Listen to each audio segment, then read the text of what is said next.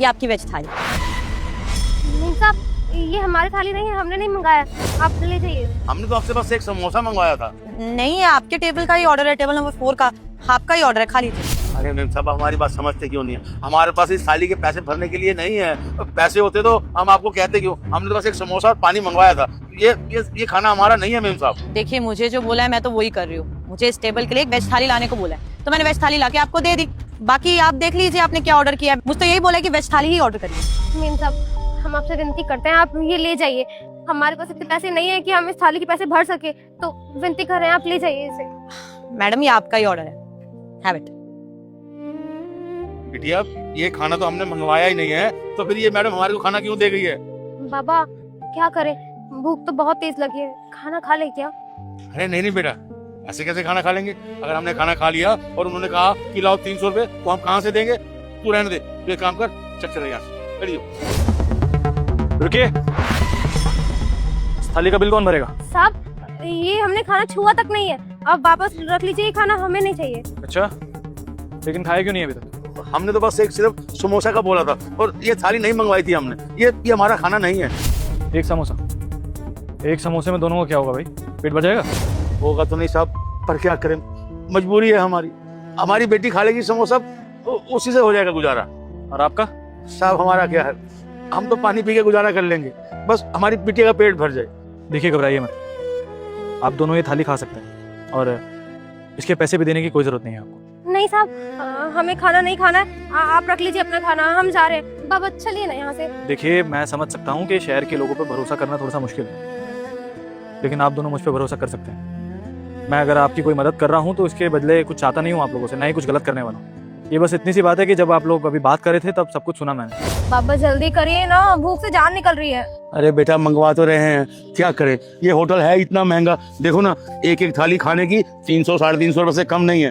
अब क्या करें, हमारे पास पैसे भी तो नहीं है ना।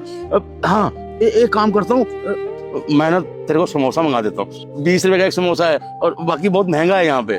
बाबा एक समोसा, 2 दिन से आप हमें वैसे ही डाल रहे हैं कि कल खाना खाएंगे, कल खाना खाएंगे, और ये कल तो आता ही नहीं है। और जब आ गया है तो अब एक समोसे में कैसे हमारी भूख मरेगी?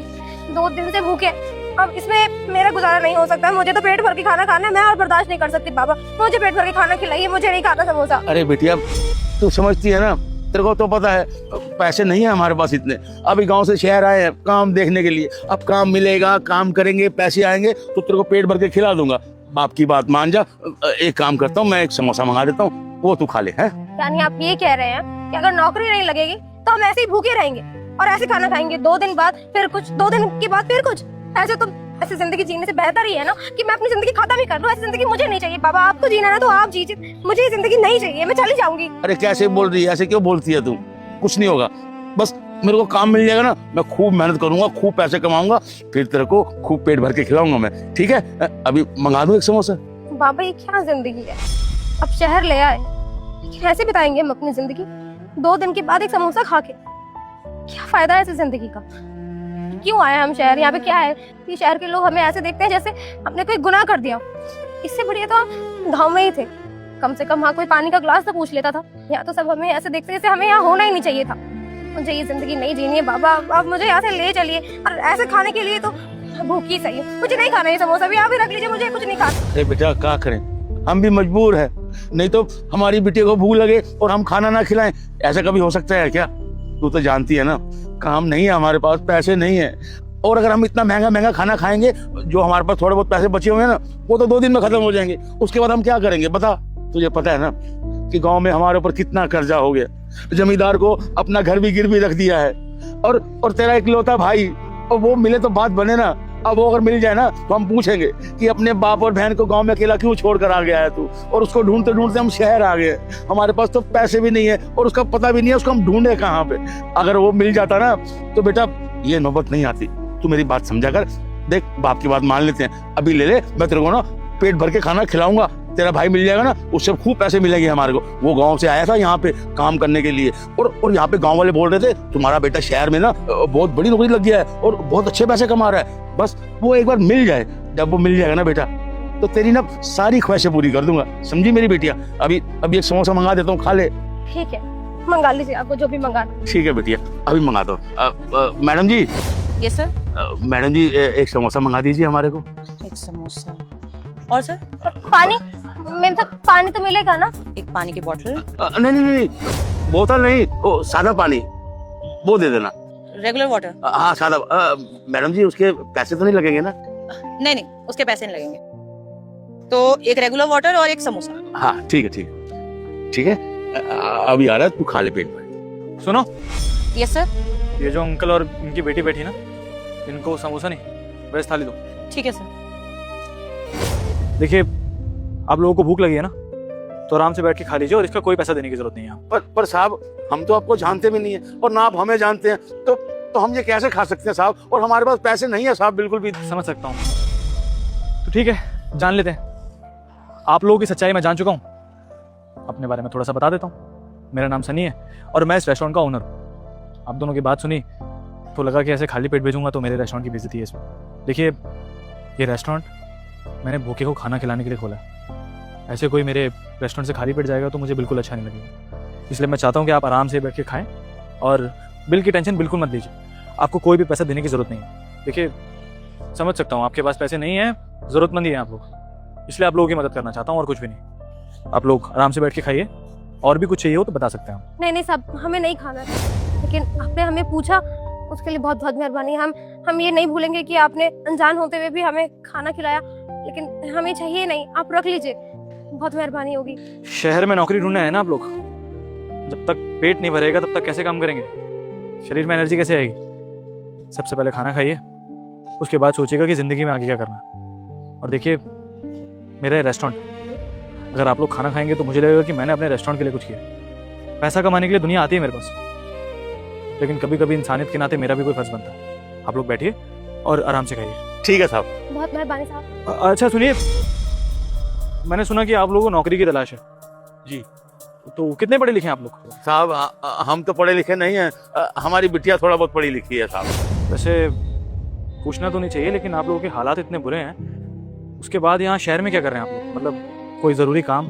साहब क्या बताएं आप, हमारा एक बेटा है, इसका भाई, उसकी पढ़ाई लिखाई में हमने बहुत पैसा खर्च किया साहब। उसकी पढ़ाई के लिए हमने अपना घर भी जमींदार को गिरवी रख दिया। वो यहाँ शहर में पढ़ना चाहता था, हमने उसको यहाँ शहर भेज दिया पढ़ने के लिए। और जब से वो शहर आया तब से वो हमें भूल ही गया। हम उनका फोन लगाते हैं, उसका फोन ही नहीं लगता है। हमें गांव में बताया कि तुम्हारा लड़का शहर में पढ़ लिख के बहुत बड़ा काम कर रहा है, बहुत पैसे कमा रहा है। बस गांव से यहाँ आ गए शहर अपने लड़के को ढूंढने के लिए। अब वो मिल जाए तो हमारी सारी समस्या ही हल हो जाए साहब। बाबा बस करिए, हमारा कोई भाई नहीं है। आया तो वो शहर, लेकिन अपने मतलब से सेटल हो गया, सब कुछ हो गया उसका। वो नहीं आएगा आपके पास और नहीं हमारे पास। अगर उसे आना ही होता ना तो वो गांव में आता, पूछता हम कैसे, हमने खाना खाया है नहीं। लेकिन उसे ना हमारी बिल्कुल भी कदर नहीं है और ना ही कोई फिक्र है। तो ये ढोंग ना आप बंद करिए कि आप अपने बेटे को ढूंढने आए, क्योंकि वो आपको नहीं ढूंढना चाहता और नहीं आपके साथ रहना चाहता है।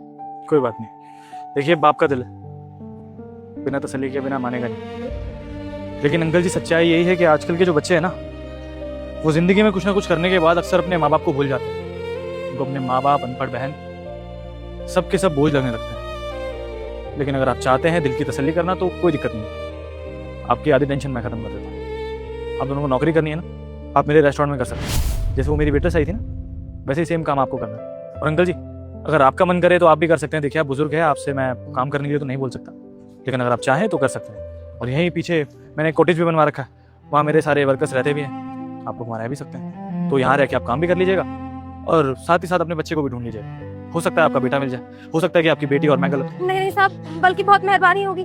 अनजान होते हुए भी आप हमारे लिए इतना सब कर रहे हैं, हमारे लिए तो आप भगवान समान है। हाँ साहब आप तो देवता आदमी, आपका बहुत बहुत शुक्रिया साहब। देखिए ना, हम आपके लिए अनजान है, आपको जानते भी नहीं है, लेकिन फिर भी आप हमारे ऊपर कितनी मेहरबानियां कर रहे हैं साहब। भगवान आपका भला करे जनाब। कोई बात नहीं, देखिए इंसान ही इंसान के काम आता है। फिलहाल आप लोग खाना खाइए, उसके बाद अपना कॉटेज देख लीजिए, कल से काम शुरू करते हैं। जी जी बिल्कुल, बहुत बहुत मेहरबानी। ठीक है साहब। ले मेरी लाडो बेटी, अब ना तू पेट भर के खाना खा, है ना? देखना, इस दुनिया में भगवान है। ये ले खाओ, शुरू करो।